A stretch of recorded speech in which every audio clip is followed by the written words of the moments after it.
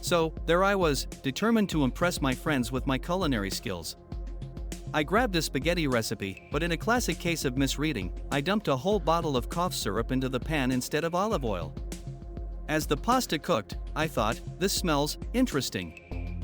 I took a taste and instantly regretted my life choices. When my friends walked in, I tried to play it cool, saying, gourmet spaghetti? It's unique. They took a bite, and one friend bolted for the door, gasping, I think I'm allergic to success. That day, my kitchen became legendary, but not for the reasons I had hoped. Who knew a cooking disaster could turn into a hilarious story?